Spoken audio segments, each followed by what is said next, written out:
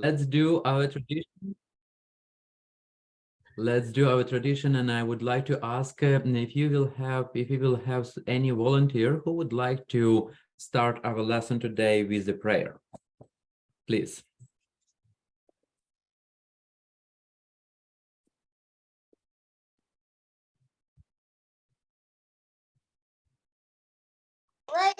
I will pray.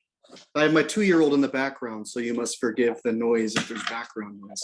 In the name of the Father, Son, Holy Spirit, amen. Heavenly King, Comforter, Spirit of truth, you who art everywhere present and fillest all things, treasury of blessings, bestower of life, come and dwell within us, cleanse us of all that defiles us, and O good one, save our souls, and bless this class, bless the Mission Institute in us all on our weekend. Amen. Father, Son, Holy Spirit. God bless all of you. Amen. Amen. Thank you so much. And so let's start our lesson. And I will start with, again, with one question. Did anybody change your mind? And do you want to have your clone? Oh, I think that it's like I can ask. I can ask. Last couple times we had a good discussions, and also we had. Before I will continue. I wanted to ask you also one more question. Did you check your final paper, and do you have any questions about your final paper and this final evaluation? And do you have any observation or any question about that?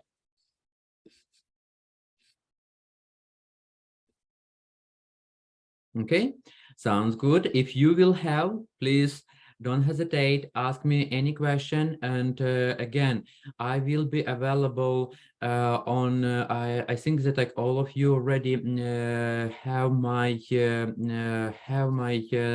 email and phone number. Please, you can email or by phone number, by phone call, text message, anyway, you can reach me anytime. And I ask you for forgiveness if I wouldn't respond to you right away. Sometimes that I need a little bit more time, but I will definitely reach you back, and I will respond, and I will do my best. We last couple times we talk about beginning of the life, and we discuss different topics. And during this time, we discuss about abortion, we discuss about embryo, and all etaps and all stages of embryo from the moment of the conception. And we also discuss that we recognize the human life from the beginning, from the time when the conception is happened, and how ethically and unethically we see different procedures such as frozen embryo or experimentation on the embryo, experimentation with embryo stem cells. We talk about stem cells, surrogate motherhood. We talk about sterilization, and also we discuss the case that I provided to you about one person, the male, 21 years old, who the family asked for the chemical castration also for him. So now today, and I'm going to share my slides with you. Today we are going to discuss the some issue and some moral perspective about end of the life. As we discussed already, that bioethics and this field, it take care of entire life, and as much as it's important the beginning of the life, also end of the life is very important. And we also today we are going to talk about those most famous, let's say in this way, situations. We are going to talk about euthanasia, and we are going to talk about assisted suicide. And also, I will bring to your attention palliative care, hospice care, and how this it can be used. And also, I will try to do my best to leave some time that we can discuss also some your questions. What will be your burdens for today, and what will be something interesting that you would like to discuss.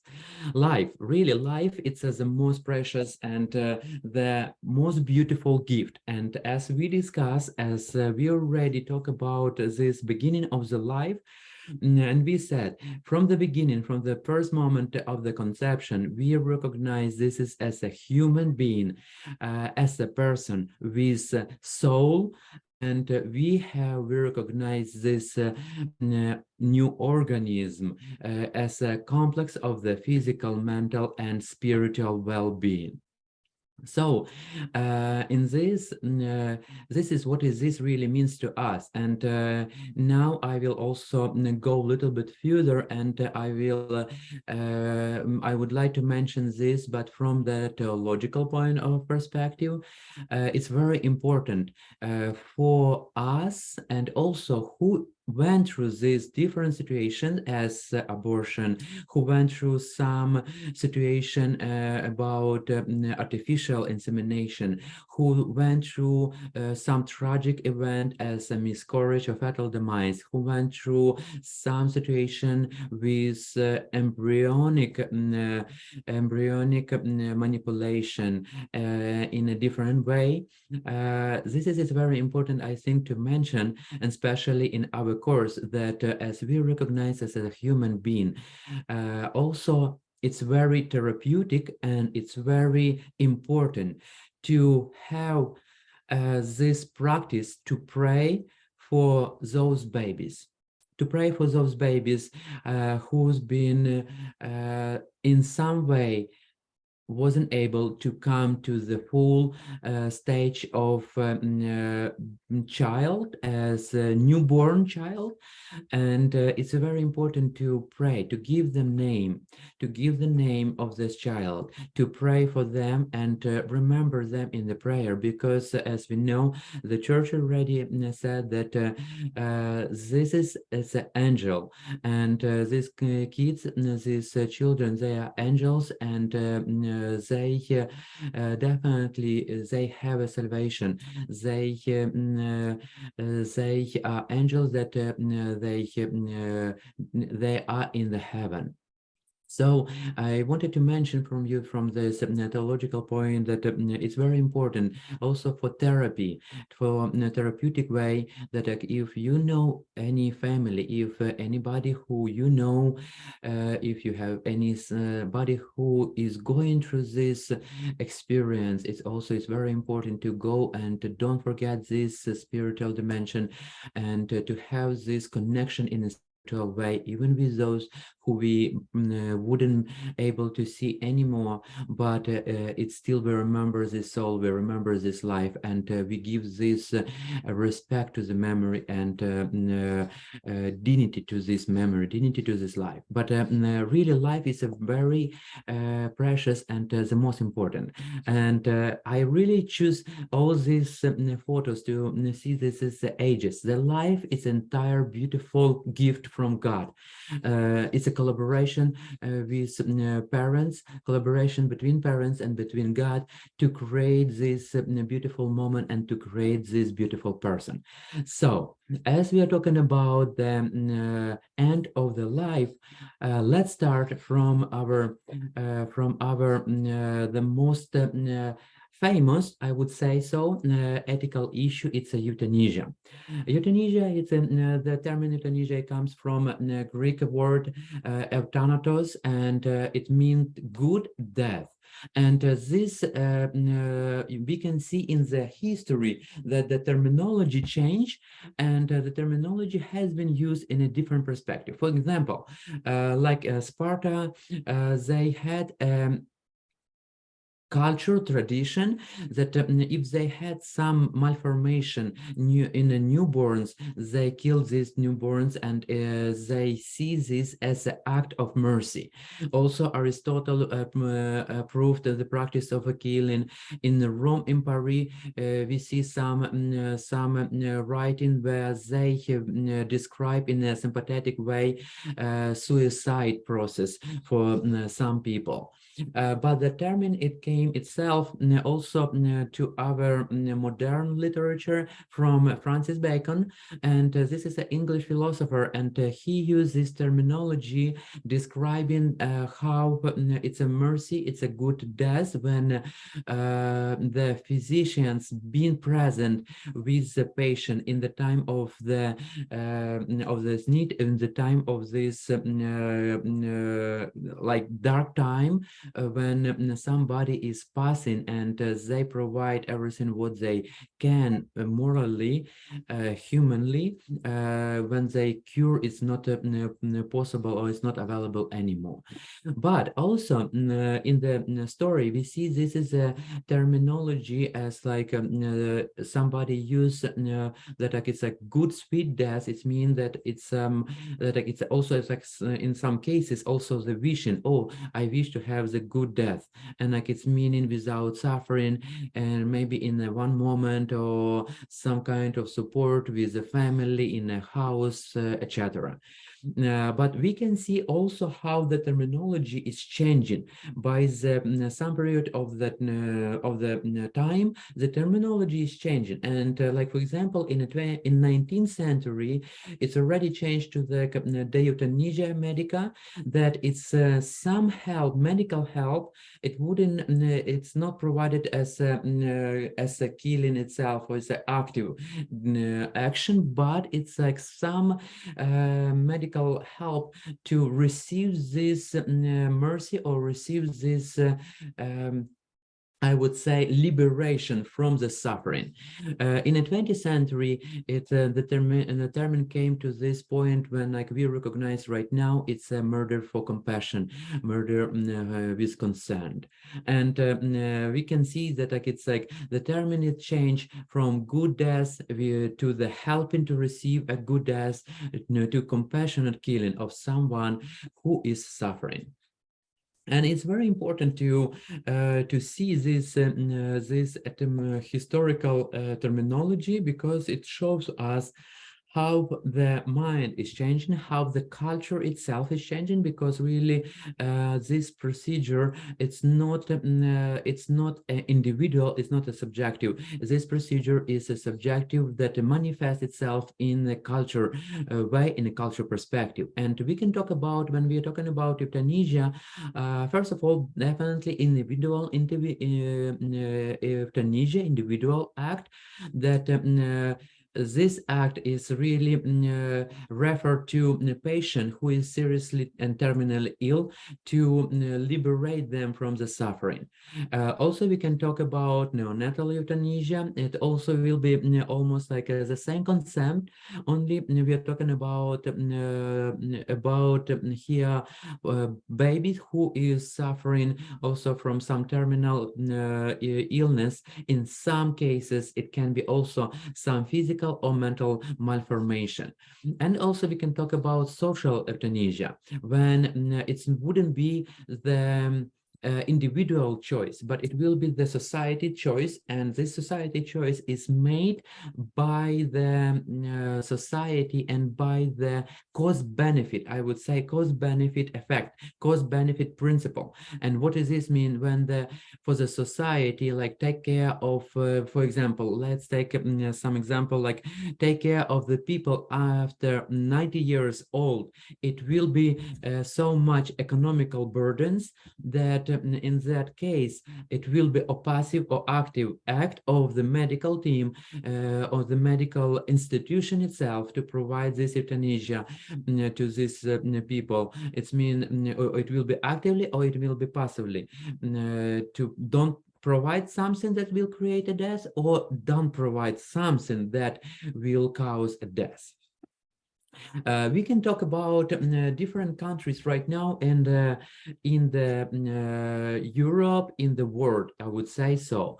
In the world, when we can see that euthanasia was legalized, and Australia, it's one of the countries where euthanasia was legalized, and first of all, it happened in 1995 in northern part of Australia, and it was adopted later on in another part of Australia, and like it's a really voluntary act that somebody can choose. After that, we can talk about Netherlands. The Netherlands also, it's someone who is who is in chronic pain and will not recover can request euthanasia. And even if it's not a terminally ill, but in this situation, the physician has to ask the second physician to provide this consult, and it has to be the consult has to be done by two physicians, and even from 12 years old, the child can ask for euthanasia with the parents' permission. Also, Belgium. Euthanasia has been legalized to people, to someone who is unbearable suffering and will not recover. It means in this case, the terminally illness has to be present, and this person has to wait some period of the time. In this situation, it's 1 month of the waiting period, and it doesn't say anything about the age who can say or who can really choose the euthanasia. We also can talk and can mention that next couple countries, they legalize euthanasia itself as well. It's like Luxembourg, Canada, and Colombia. And this legalization has been provided to those who is suffering and who will die. It's a terminal illness. It's still it's requested by the law to be able to provide this act of mercy, euthanasia. So, when we're talking about the United States in 1976, the state of California has passed the first law that does not qualify euthanasia as a criminal act. And also, you may hear about Dr. Des and how many action he provided to liberalize some patient from suffering. And in 1990, it was also provided so-called Patient Self-Determination Act.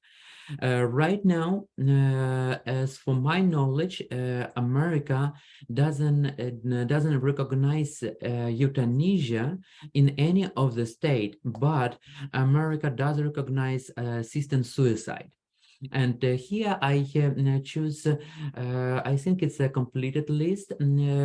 It's what state legalized the assisted suicide. I'm sorry, assisted suicide. What will be the difference? And we will talk about this also a little bit later. But euthanasia, the act, it has to be performed by another person, and most of the time by the law where it's legalized, it has to be performed by a physician who gives a little dose of medication to provide the death to the patient who is suffering, and also here suffering most of the time doesn't recognize suffering, only physical suffering. In this situation, the suffering is in a broad way. It can be emotional, psychological, or physical suffering as well. At this moment, as I said, assisted suicide is legalized in all these states, and you can see authorization date of the and the name of the act, name of the law that legalize this act and this action. In Ukraine, the euthanasia or assisted suicide is not permitted, and a person does not have the right to choose the moment of termination of his or her life.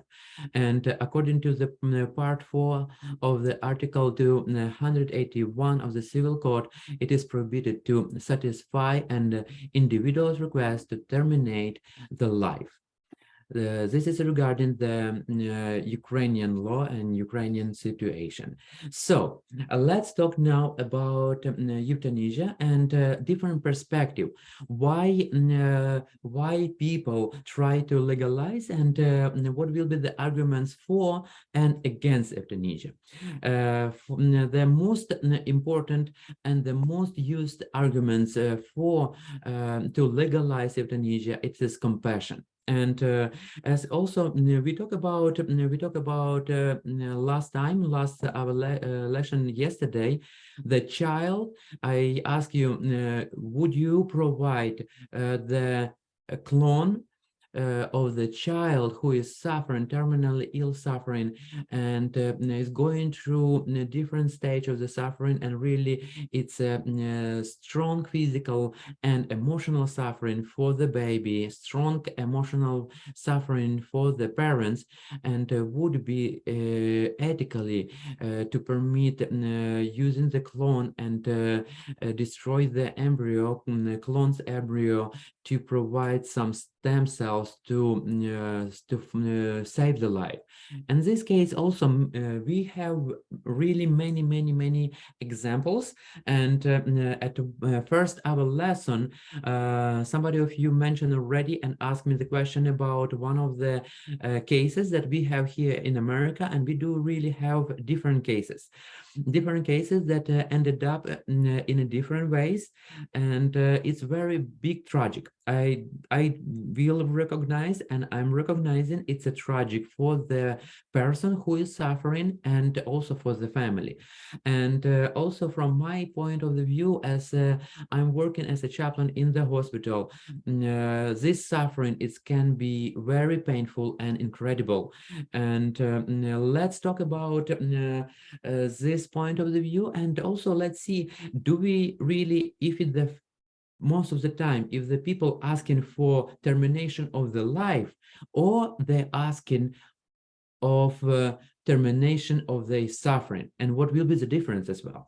But this argument of the compassion, it's based on the compassion, based on the empathy, not even sympathy, and but it's on empathy, and I would differentiate sympathy of empathy, on empathy, and based on the emotion that when the person is going through this big suffering, and the suffering is not a temporal, and most of the time we can talk about the permanent suffering. This is the biggest argument for the euthanasia and to legalize euthanasia, as to liberate and as to stop and this suffering itself. Next, also it's a very important argument. It's autonomy aspect of the autonomy, and autonomy, and especially here in America, we can say that American society is guided by principialism model of bioethics, and we all know already this model, and we know that to this model includes beneficence, not maleficence, autonomy, and justice. These four principles, and using these four principles, the people, or like a part of the society who would like to legalize this action, they're using these principles as recognition of the autonomy, individual autonomy, to have the choice first, and to have the freedom to choose how they would like to navigate their life, how they would like to control their life. And control of own life, it's very big topic, and it's very sensitive, but it's also, from another way, it's very strong, I would say, argument as well. And in this situation, that I would like also to ask, where is the limit of the human autonomy? And we will talk about the limit a little bit later as well. But it's also one of the arguments that it's represent in autonomy. Also, one of the arguments, it's a hidden practices, because if and it's this argument we can see also with abortion, we can see with I would say sterilization, or stem cell research, and etc. We can see this argument from different perspective and in a different ethical situation. But in this situation, I also wanted to mention, if something hidden, do we need to legalize some moment what is hidden? It's really needed to legalize, because this argument we also can take in a different direction. We can take that if somebody would like to rob a bank, maybe do we need to legalize, and these people wouldn't do in a hidden way? Or somebody would like even to kill the person and provide this, and like we have already some criminal acts that it's been done in a hidden way, or a black market of organ transplantation, organ donors, that maybe that like really it's if my question, if it's logical and authentical point of the view, authentical argument that can legalize the euthanasia. So the next one, it's a cost benefit, and also the cost benefits, it's very important as for the society itself. It's a question, and we all know that the whole society is led by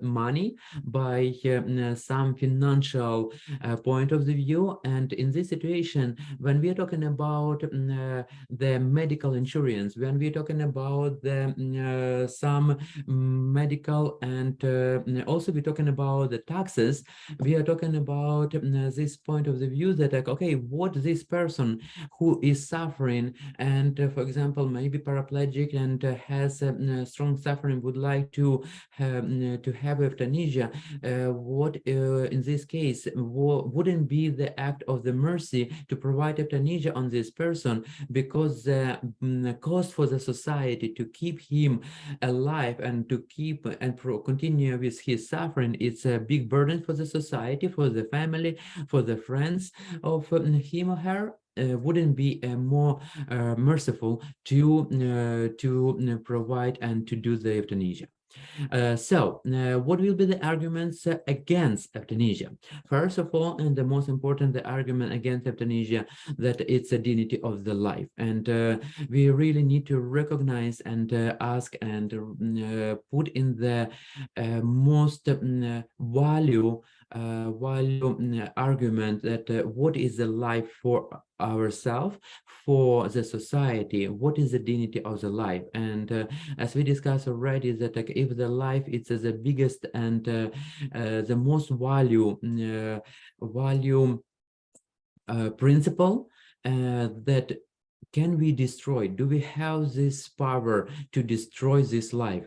And who we are as human beings to decide and destroy this life, that it was already as the collaboration between divine and human.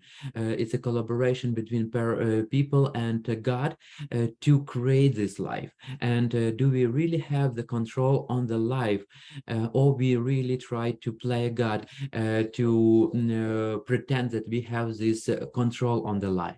The second one, I would say, don't kill. And we really, if we ask everyone. And if we ask our friends, if we ask the society, what they think first, what it comes on the in the heart when somebody is asking if it's a killing is permitted, I probably would say that more than 90%, and like it's a big number, will say immediately no. And it's some moral law that it's written already in our hearts. And because like we know that like we have some moral law that it can it's already written in our hearts from the beginning of our life, and we have some moral law that it's established by the society or by the religious even community. But I would say that this moral law is written already in our hearts, in every heart, in every person first.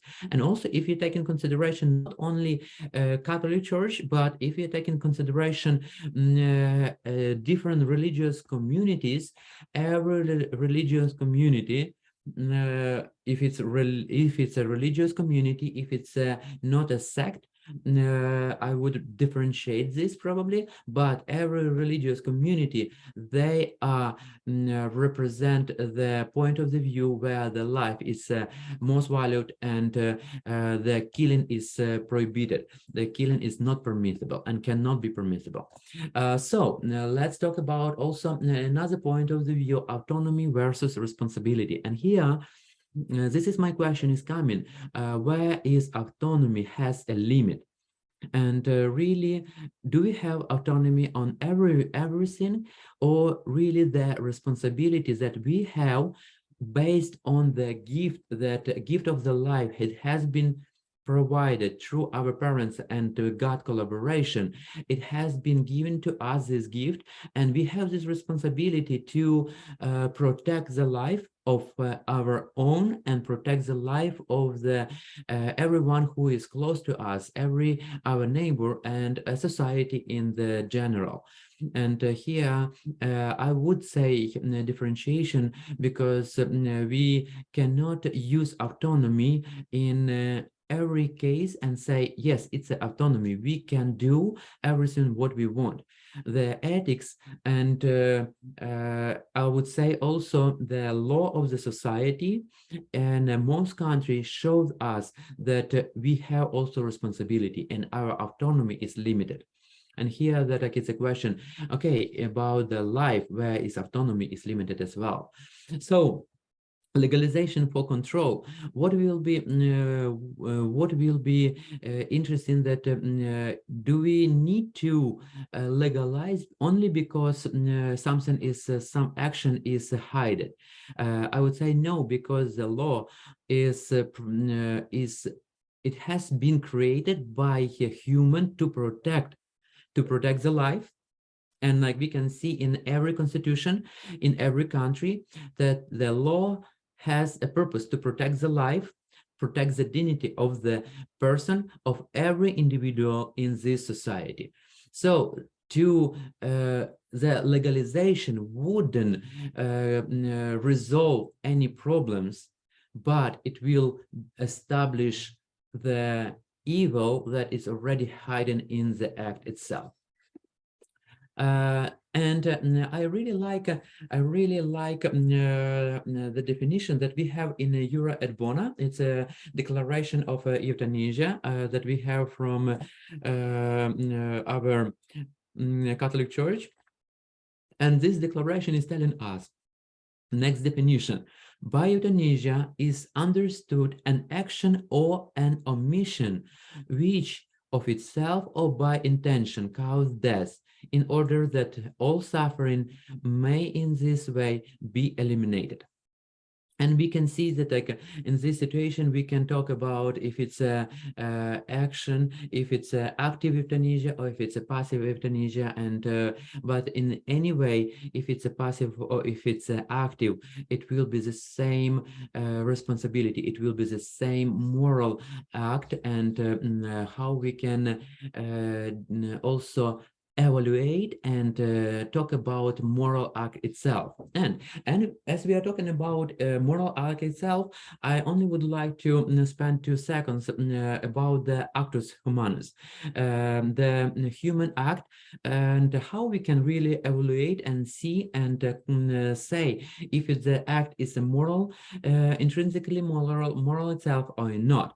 Every act has a subject, that the act consciously and freely means, conditions, and intentions. And to provide this or analyze this situation, analyze every human act, we can see that like it's a subject, that like someone who is doing something, someone who is providing the action, the means that like what is used to be reached, what is used to be reach some intention, the goal, and what will be the goal. And to say that the actus humanus, the human act, it's a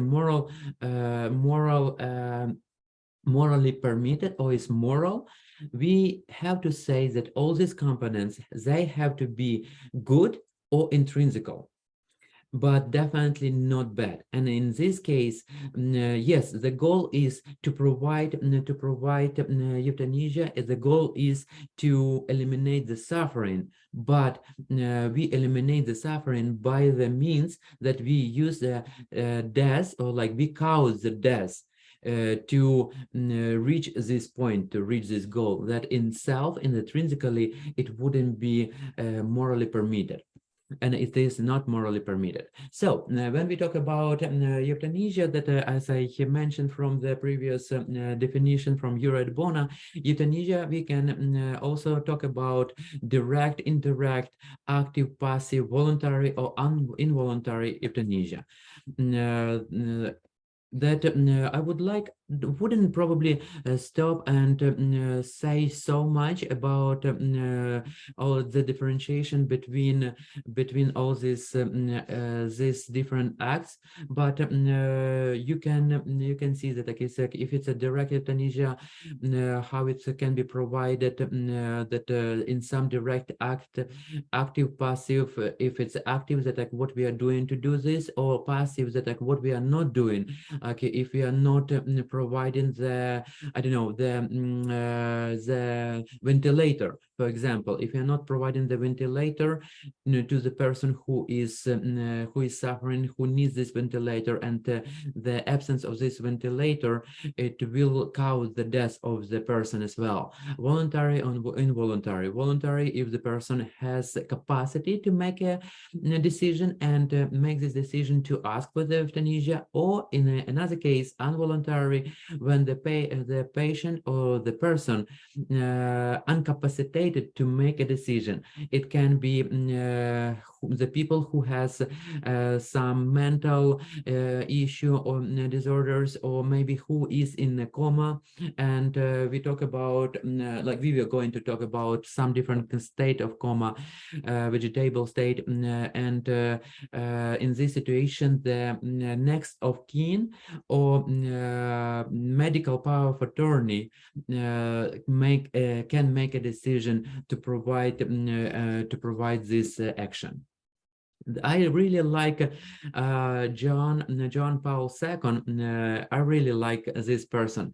I like him with all my heart, and I really like how he talked about the culture of death, and he provided this new terminology, and this new terminology show us that how it's very important to have this culture of death in our society, and what is really a culture of death is meaning. It doesn't mean to ignore the suffering. It doesn't mean to ignore all these good points that we also using for euthanasia, or like the society uses for the euthanasia. We don't ignore the compassion. We don't ignore the autonomy. We don't ignore the care of the person. But really, how the John Paul II is talking about the culture of the death, and you all know that he was suffering itself, and he came to the point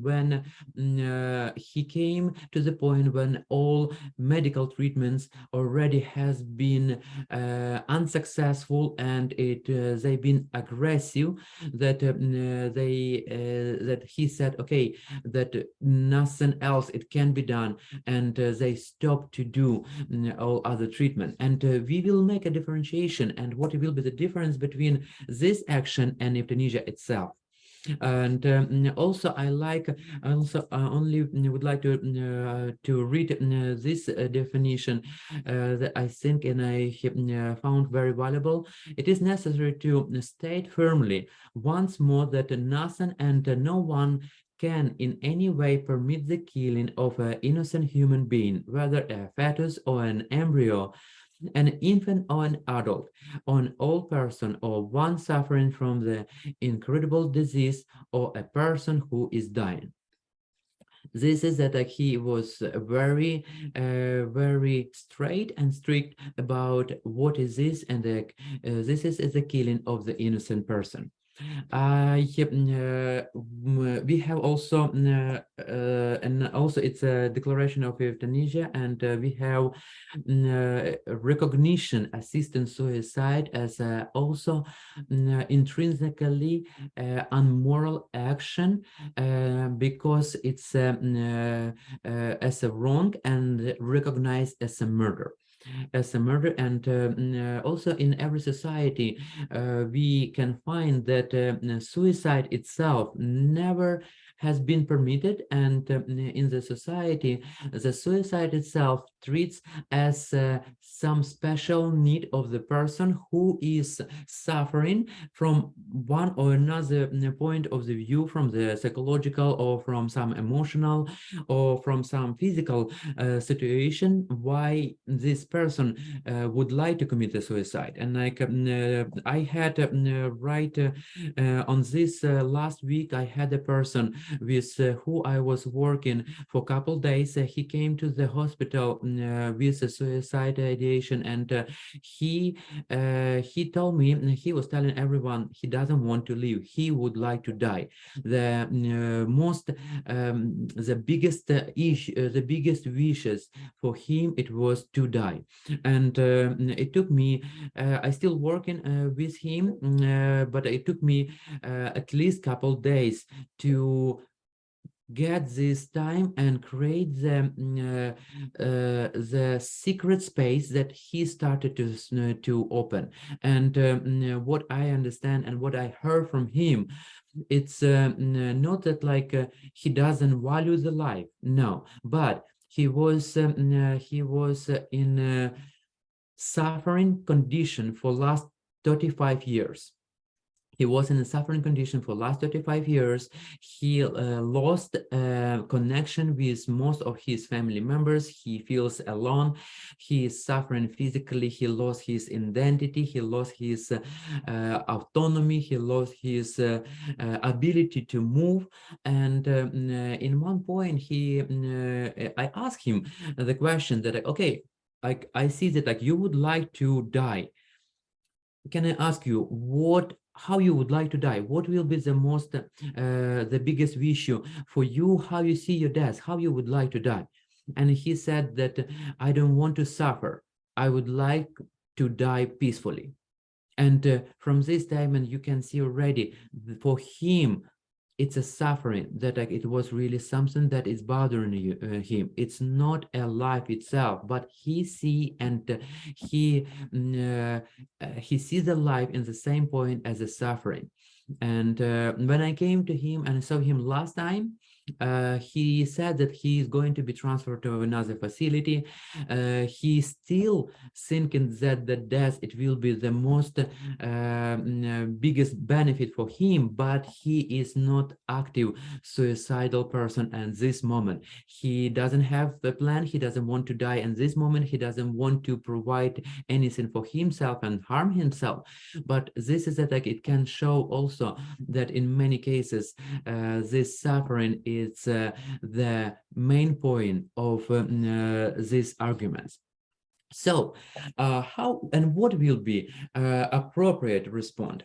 And I really like when I was in Ateneo Regina Apostolorum, and one of my professor, it was Miranda, and he was also the professor of ethics, and he teach me the course of euthanasia and assisted suicide and all this. Ethical dilemmas, and he provide I like his way how he respond and how he presented how to deal with that. And his moral response, it was do your best, do only what is possible, and do it as the best you can. And this is I think it will be as much more ethical approach to this kind of situation. And do your best, do only what is possible, do it as best as you can. And this is approach is not only for the person who is suffering, but also it's as we talk about personalism model, and we talk about society and solidarity. We talk how much the society is responsible to respond appropriately to these needs. Because it's not when somebody is suffering, the answer is not to kill the person, because it's already person is suffering intrinsically and physically and emotionally and spiritually, but how it can be helped. And in this situation, this is its approach. I would also mention to you that like, do your best, do only what is possible, and do it as best as you can. So when we are talking about some therapeutic means that what will be appropriate and disappropriate in a situation, in the situation when we have some suffering, and when it will be critical and terminal illness. And here we definitely need to recognize, because we also, the human life, it's a natural process that ends in the death. But when this death really really we can talk about the culture of the death, when we can talk about the dignity of the death and dignity of the life. And I mentioned, and I put some stuff that like you can also read for yourself, and I think, and I found that like it will be very important. But what really will be appropriate and disappropriate therapeutic means when this is I will skip probably, that you can read for yourself when you will have time, and like it will be something that like what the patient can do for yourself, and what will be also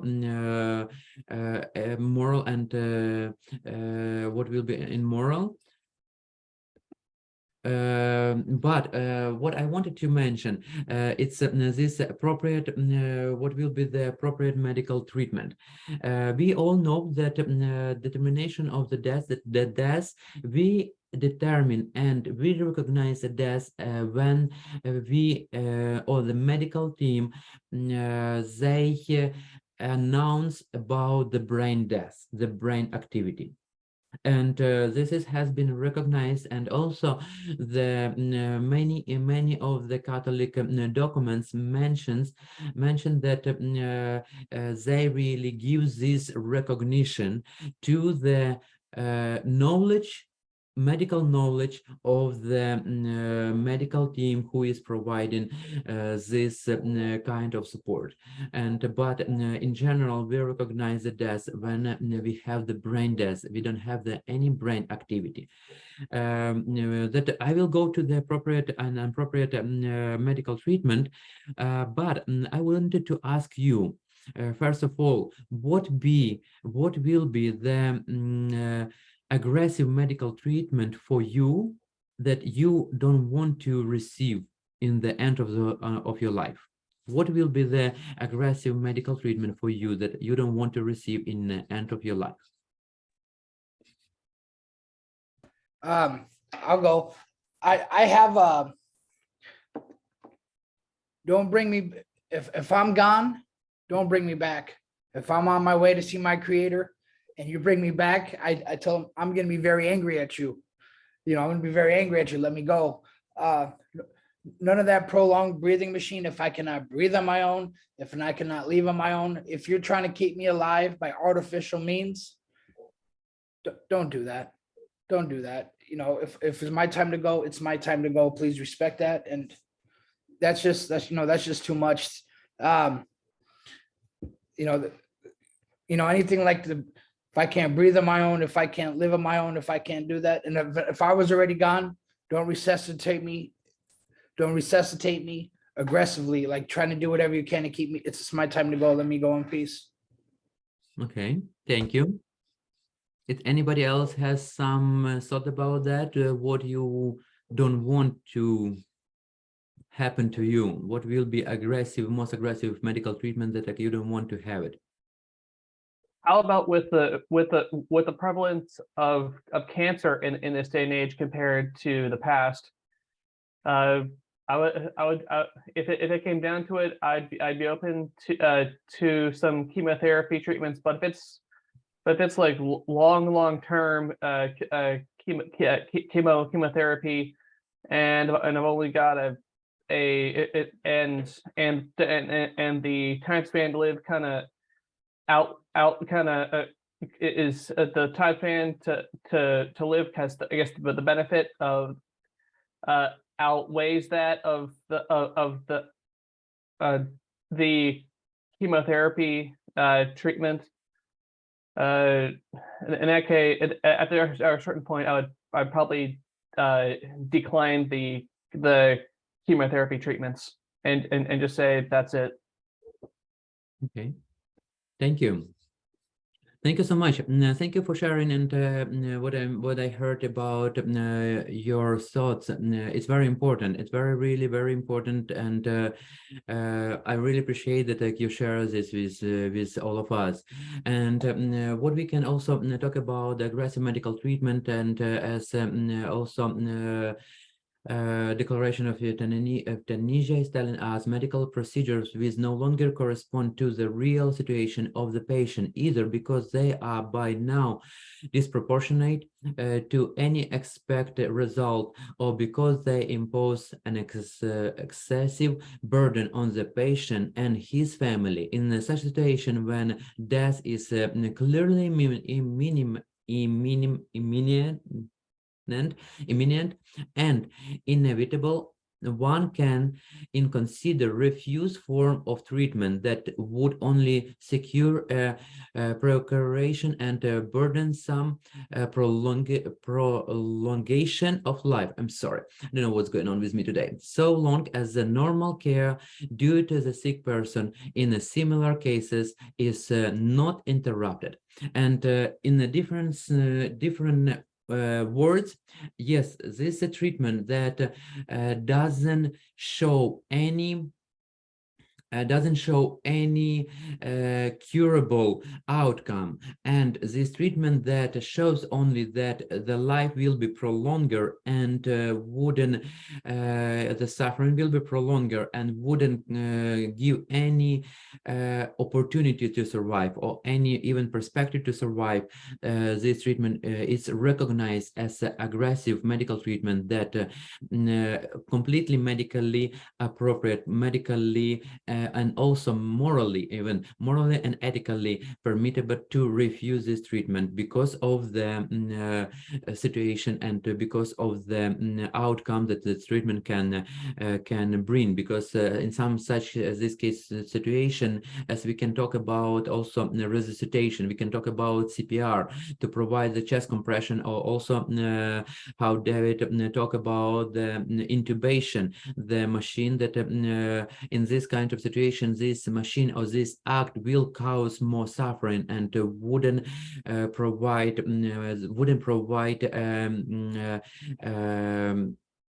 appropriate medical treatment that can bring some cure.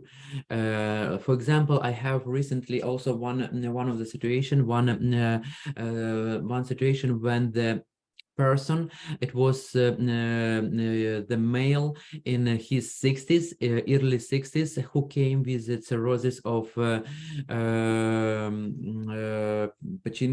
kidney cirrhosis, and he was in so bad condition, even that he was verbal, he was awake, but in one point in his hospitalization, he lost the cardiac activity, and we started to provide the chest compression.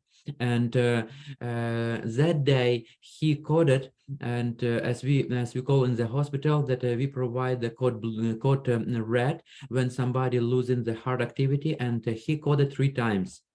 The amount of the medication we provided to him, his kidney wasn't able to proceed, and that the death was so imminent that even that if the heart wouldn't stop again, the kidney wouldn't work at all, and we didn't have medically the time to clean, to go through the dialysis, to clean kidney, to provide the necessary treatment to help and save him from this point of the view. Eventually he coded again, and he passed.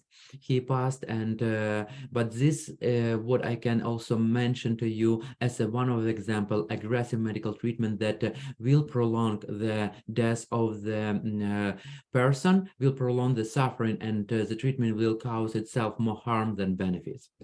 So when we're talking about this aggressive treatment, we also wanted to mention to you, sometimes you can hear the terminology of the palliative sedation. And most of the time, palliative sedation also can be seen by different people from the different perspective. In sometimes some situation that it's palliative sedation is from some people recognized as oh, you would like to kill my loved one because you are giving the such big dose of a morphine or of some painkillers that the loved one is going to be unconscious. And also these painkillers that medical team is providing to the patient will cause eventually some shortness of the life as well, because they these painkillers, and depends what kind of painkillers. If it's a morphine, it slow down our breathing, and also the person, it depends how the reaction is on the morphine, can be unconscious and etc. But it will shorten their life. But how we see the palliative sedation? Palliative sedation itself, in general, intrinsically, it's a morally permissible and morally licit, because palliative sedation, the action is provided to prevent the suffering itself, to prevent the and stop the pain itself. But we don't provide this medication to kill the person, because the dose is not so big to kill immediately, even if the life it will be more shorter, because we may the medication will cause the less breathing effect. But this less breathing effect, if you know or you have opportunity to see somebody who is dying, one of the uncomfortable situation and one of the suffering is in somebody who is dying, it's a shortness of breath and agony, the agonization breath. When somebody is really is in agonia, is in struggle to get a breath, and this morphine can cause the open to the lung, that the breathing, it will be less painful, and it will be more pleasure, less suffering. And in this situation, even that if the morphine or the painkiller will cause shortness of the life, or will cause the effect of the patient, that it will be less present, like it will be sleepy, but it will be morally legitimate, morally permissible to use this medication to really help the patient with the suffering and with the pain. What will be also the moral responsibility of the of this situation when somebody is in a vegetable state, to provide the normal care and palliative care. And I wouldn't go from different vegetable state, that like if we recognize somebody who is not cannot wake up for some time, and like it can be a permanent vegetable state or temporary vegetable state, I wouldn't go through this. But as I mentioned before, it's a moral obligation to provide till to some point normal care, and normal care it's a nutrition and hydration and palliative care. So nutrition and hydration is recognized as normal and obligatory treatment, that it has to be provided to the patient in the vegetable state. And it's sometimes I have the situation when the family was asking how morally is to stop this hydration and nutrition to provide to the patient. And I would say also from ethical standpoint, when this hydration and nutrition doesn't cause more suffering, and the person doesn't want to eat, doesn't have the appetite, doesn't have the can physically, it depends also of what kind of terminal illness the person has. Like for example, if the person has some cancer of colon cancer, or some maybe throat cancer, that it also causes so much big pain to provide this nutrition or hydration. And we can use, and like in the medical field, it's used like palliative nutrition, to eat for the pleasure, when it will be the pleasure, when it will be something that like it's the patient would like to have something a little bit in the mouth to feel this pleasure that it's a nutrition or hydration can cause. I know that we are going a little bit out of the time. I want only to mention two more minutes, maybe 2 more minutes about palliative care, palliative and hospice care. Palliative care and hospice care is the care that it also has been provided, and it's established to provide as much as possible dignity to the life of the person, and to minimize the suffering. And in this situation, we are talking about the full person, and we are talking about eliminate or decrease the suffering of the patient, of the person. As a suffering, we recognize emotional, spiritual, mental, or physical suffering. And this palliative care it includes, you can see later, includes a different also multidisciplinary team that it helps to do this. And the palliative care team really, palliative care includes in itself hospice care, but hospice care it starts to be more important when the person has the prognosis of the to live 6 months or less. And it can be also be provided at home, or in the hospital, in any facility, or even inside of some inpatient hospice facility as well. Palliative care that like we, as we talk, it really has the meaning to provide this care to the person, and to provide this dignity of the life and dignity of the death to the person. And as I am a part of the palliative care team in the hospital, I can say that we really concentrate our attention to what is important to the patient, how the patient can have the biggest joy of every day that he or she is living, and what will be the most important from the emotional standpoint, from the spiritual standpoint. From the emotional standpoint, maybe to go and maybe have some last hiking, or maybe to spend the time with the family in the house, or maybe hug the dog. I have recently the person who was on a palliative care and will go to the hospice care, to the facility, and the family was with this person all the time around, but the biggest wish for the person, it was to see the dog last more time, because it was so big connection, and we permitted the dog to come even in this restricted time for in the hospital. We permitted the dog to come to the room, that the person can have this 20-30 minutes for the person, for herself, to hug this dog. And this is really what is concentrated, and how we even talk and use the arguments, and how we can care of the person in these critical moments when the suffering is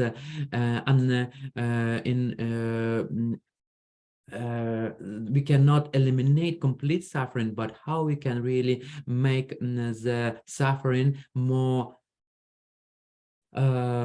meaningful for the person. About the multidisciplinary team, definitely you can see that it's include doctors, includes social worker, chaplain, volunteer, it includes also grief counselor, the nurse, maybe physical therapy. It depends also, and in some cases psychologist, psychiatrist, that all these people is included on the team, in the palliative care team or the hospice team. For the palliative care team in my hospital, we have only 4 people. It's a physician, palliative care physician, it's a palliative care nurse practitioner, a social worker, and me, chaplain. This is also that I wanted only to show you what is the difference between palliative care and hospice. And really hospice is part of the palliative care, but hospice is concentrate the attention only for the last 6 years or less of the life of the person. And also I put some stuff how we see the patient and how we can provide some spiritual care support from the chaplaincy perspective. I wouldn't go through this. I would like to stop here and ask you if you have any questions for entire course. If you have any comments, anything that like what is the burden in your heart today, please you can bring to our entire group. Oh, when is our paper due?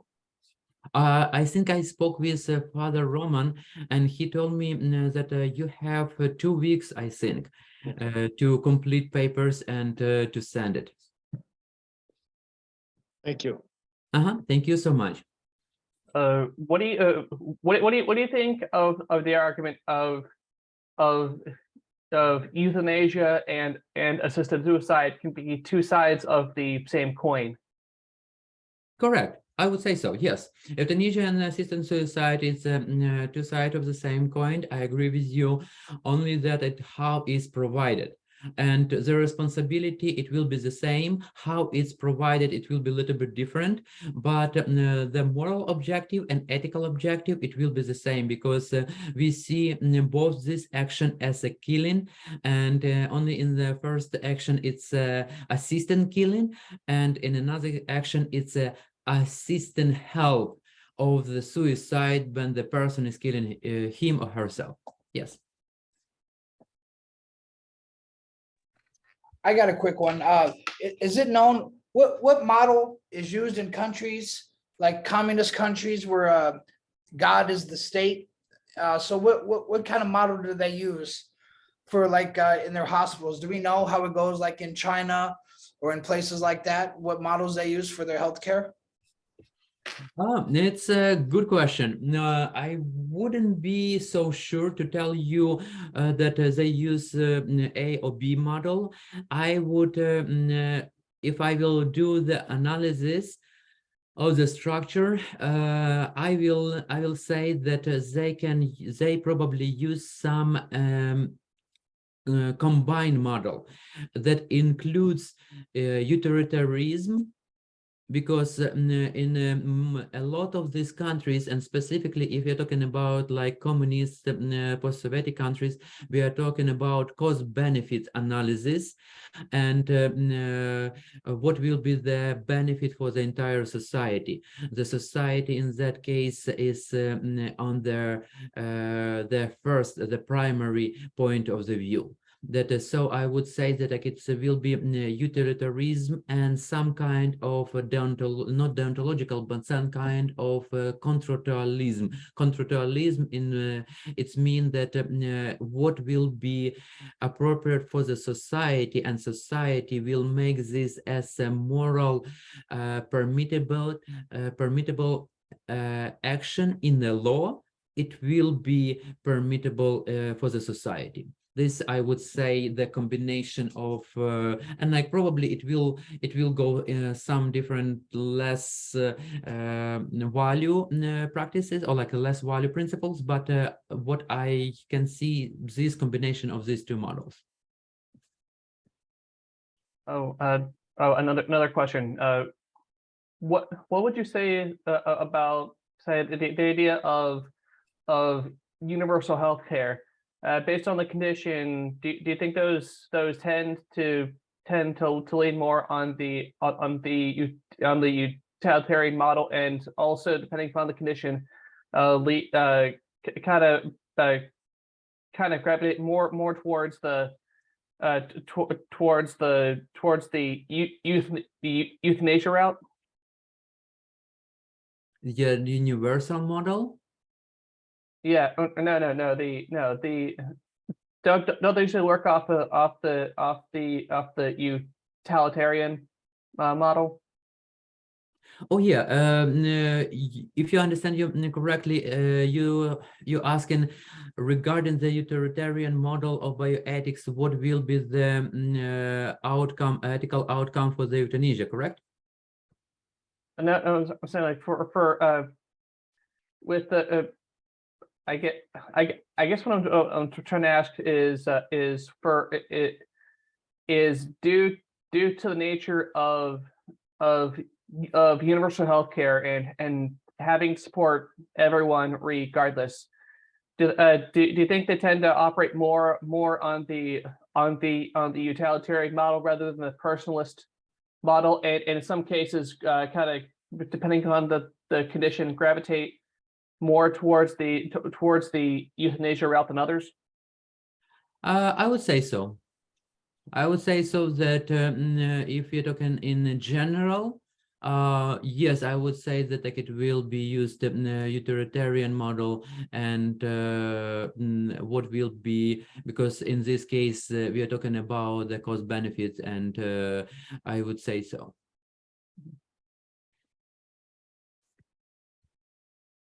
Stephen, did I answer your question? I think so. Okay, thank you.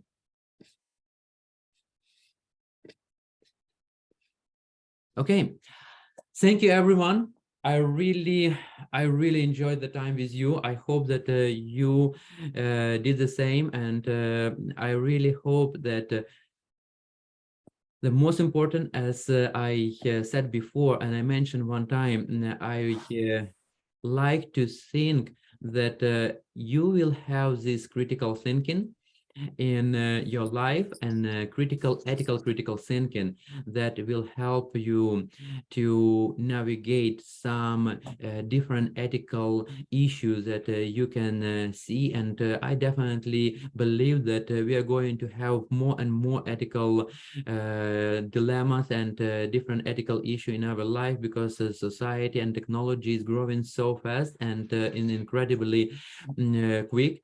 But I really, first of all, I would like to wish you that you will take care of yourself, and you will take care of your families. That like it's really the nuclear of every society, the family. And when we can take care of the family, I believe that eventually this example it helps us to take care of bigger number of people. You know that I recently I use this example that when the priest, like the young person, would like to go to to the seminary, this young person would like to save entire world.